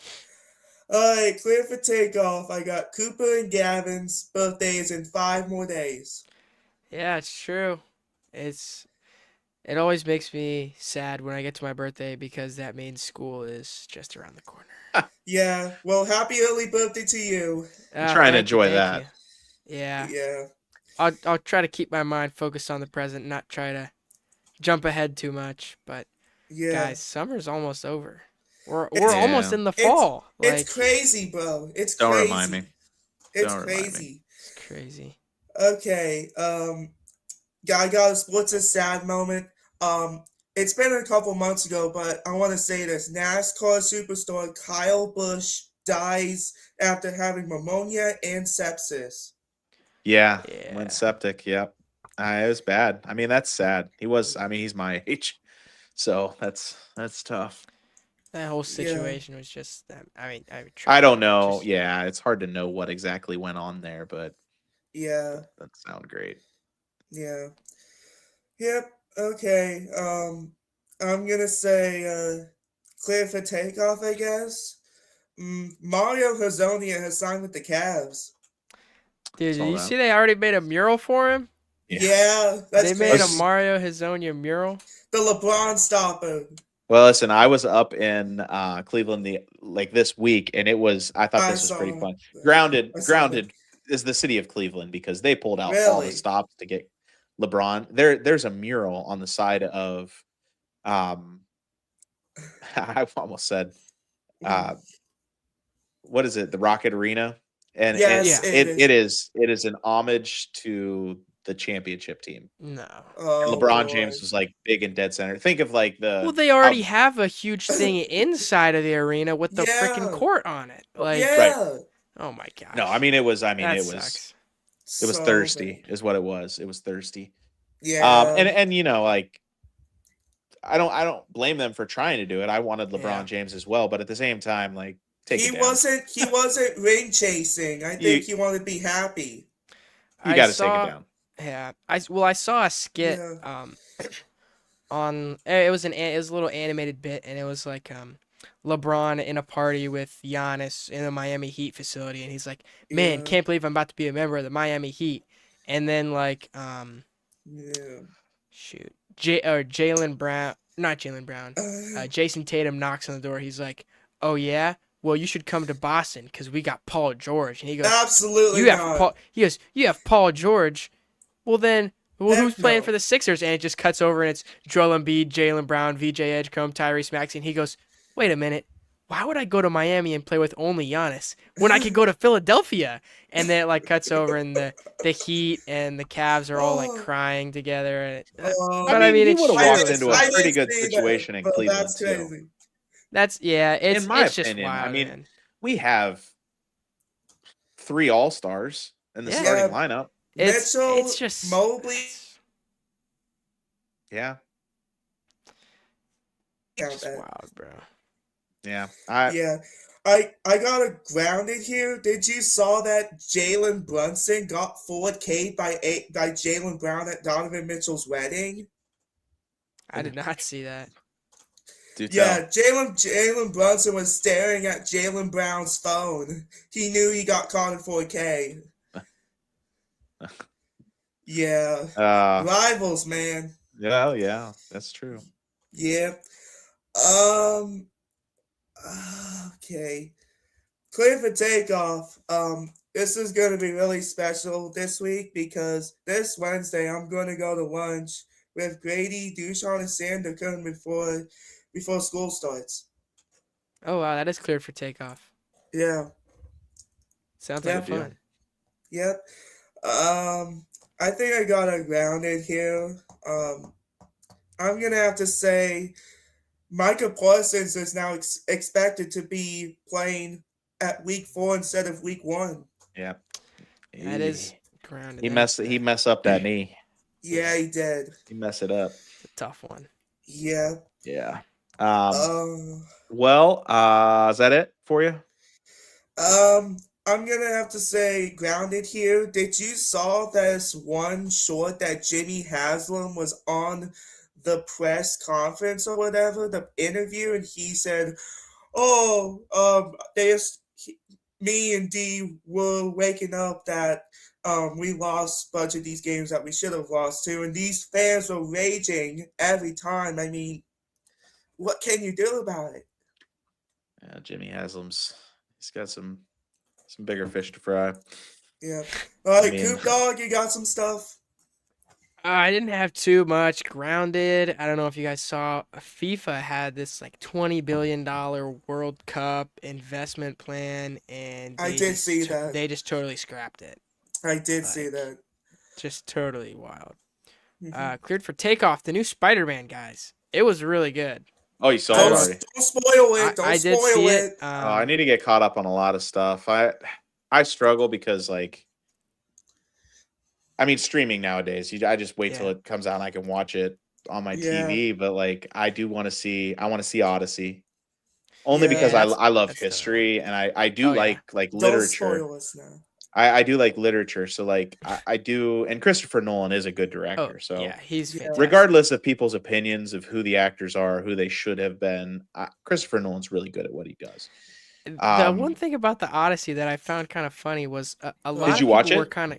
I Don't. didn't watch Oh, it, okay. but I was at I was at a grad party over the weekend, and I was talking with some people, and they were talking about the Odyssey, and one of them had gone to see it, and then someone was like, "Oh, I don't even know what it's about," and there were multiple people confused. They were like, "Well, what franchise is this?" I'm like, it's not a franchise. It's It's a like standalone. mythology. Yeah. This is not. This Well, is I not guess it is Marvel. a- This is not DC. It is a franchise. It's called the Iliad. Right.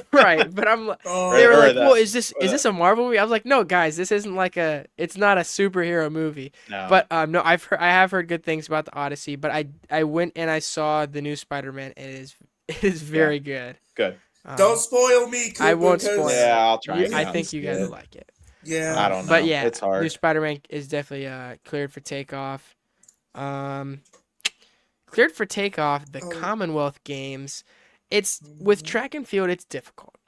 You know, some years you have international championships. You have world championships. Some years you have Olympics, and then some years you get what we have now, which is the Commonwealth Games, which happens I don't know if it's every year, but it's lesser known, lesser talked about, but there's a lot of great results this year. And guys, the white man 100-meter world record was broken again this year for the second time by an Australian, which is just wild.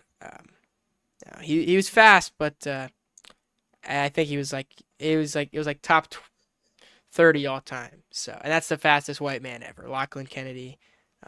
But obviously, shout out to him. He's doing things that have never been done before, Yeah. and he's had a great season so far. And they are trying out a new world championship thing. Usain Bolt's promoting it. It's just gonna be a thing in the off years where we don't have like World Athletics Federation World Championships or Olympics. So that should be exciting to see. I don't know exactly when that's happening, but all in all, I think I'm excited to see that. You know what else I'm excited to see? Cleared for takeoff, WNBA in Cleveland. They are announcing the team. It's not going to be the Cleveland Rockets It's this not time. the Rockers? No, because of copyright or stuff. I mean, I who think owns the rights to that?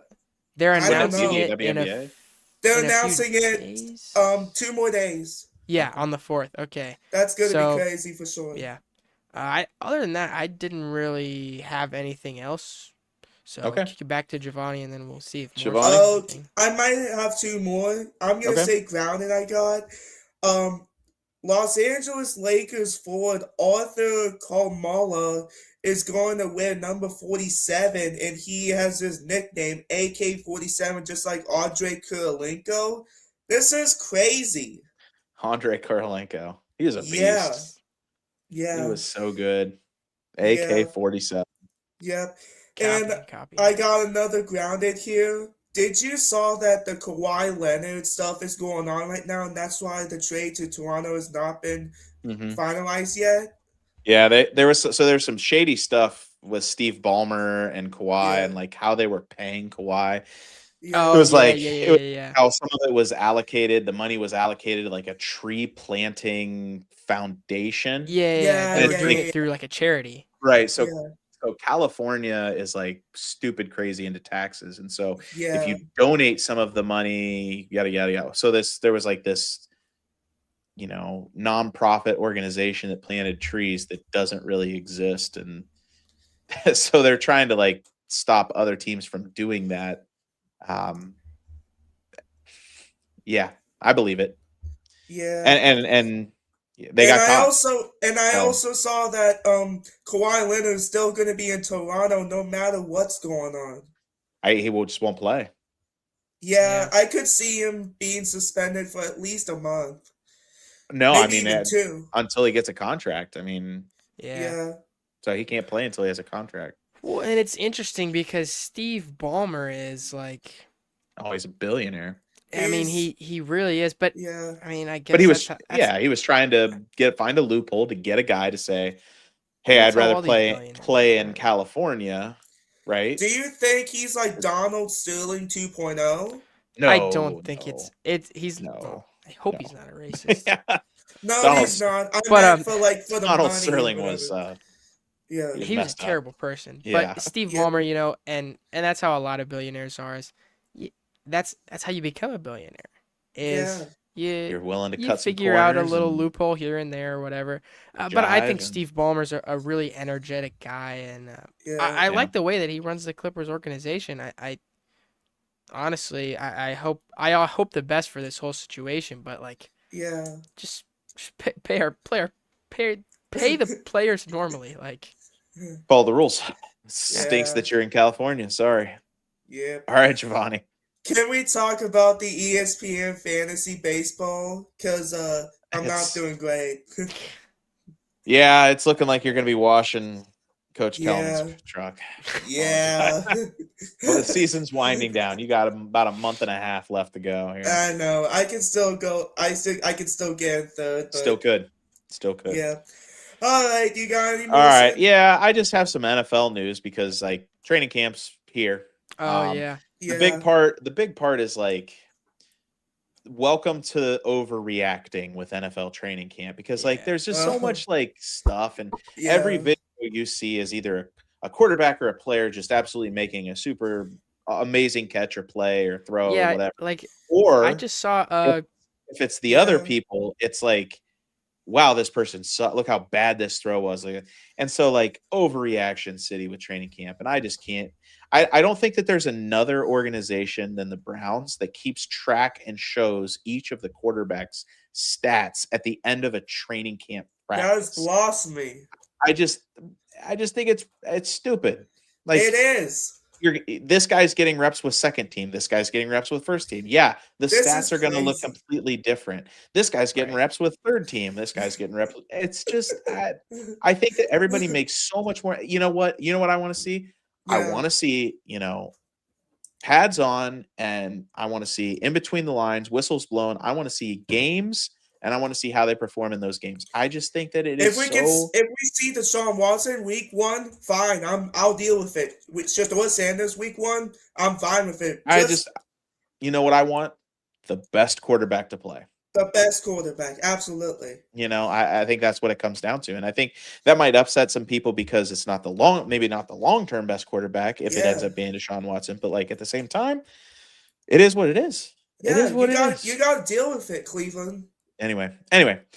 One video that I saw, like just to build on what you said, I just saw a video that was like, because Hendon Hooker, who's a backup for the Lions now, backup for the Titans, it was like Cam Ward versus Hendon Hooker, and they're doing like a passing drill, and they have to throw it into those little targets with like the bags on the back of them, and it's like Cam Ward like barely misses all 3 or 4 or whatever, and Hendon Hooker misses 1 and gets the other 2, and they're like, Hendon Hooker should be starting. It's like you cannot base the starting quarterback based off who does better in a passing drill. Like that is so crazy. You can't do that.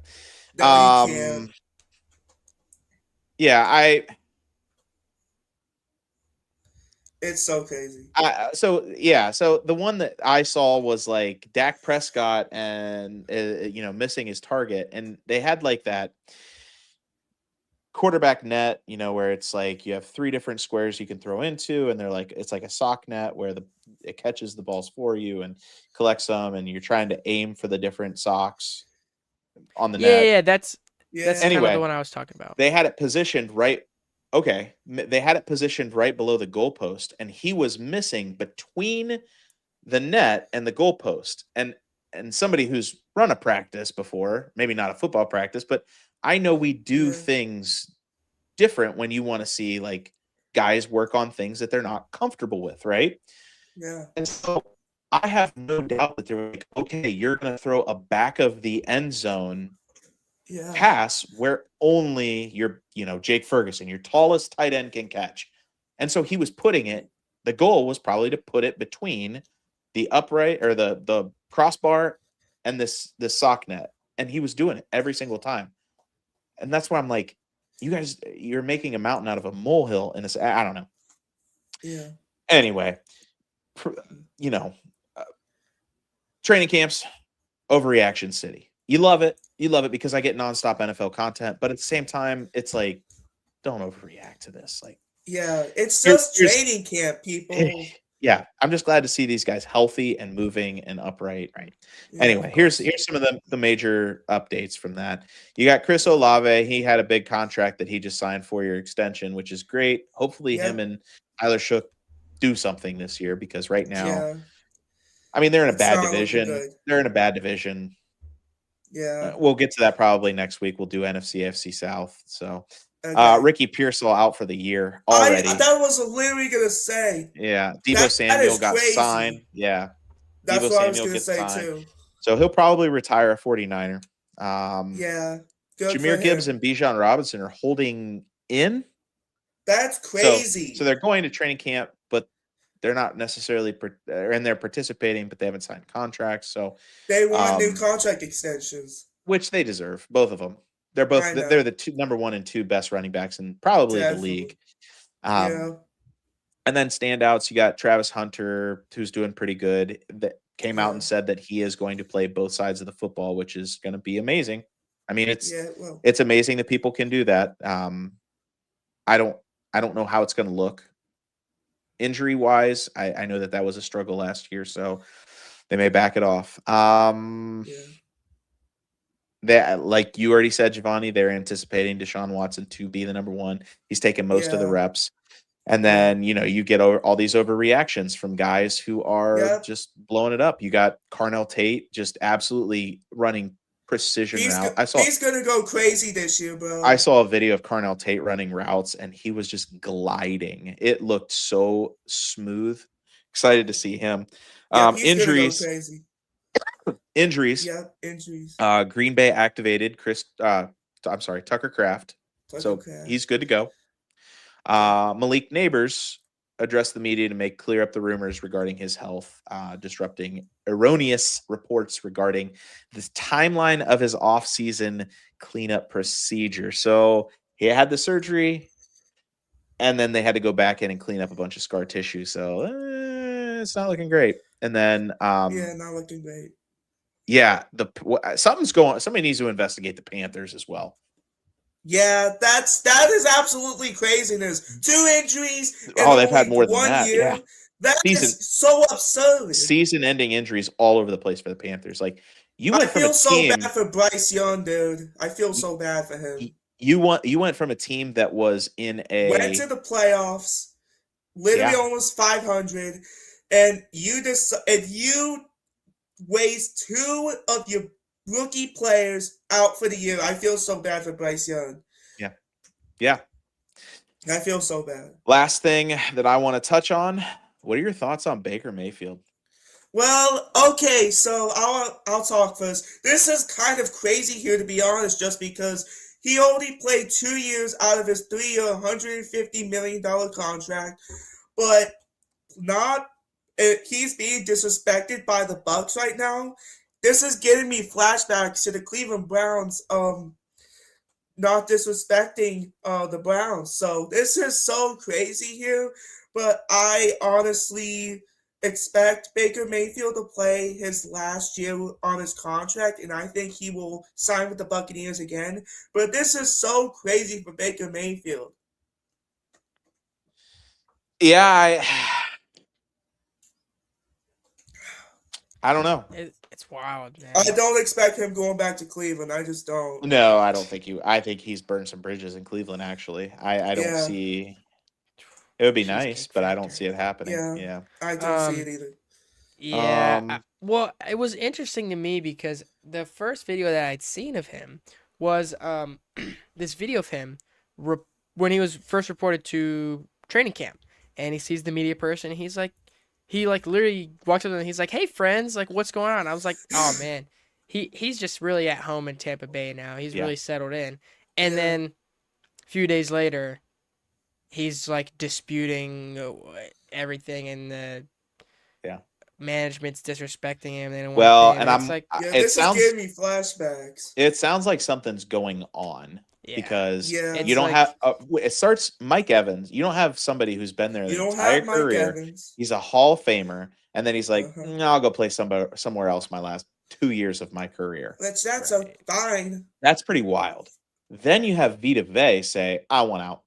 Just boom. Matter of fact, I want out. I literally almost forgot about that. Again, Hall of Famer, maybe. Not really. He's put up really good years. Super Bowl winner. Probably one of the best players on their defense.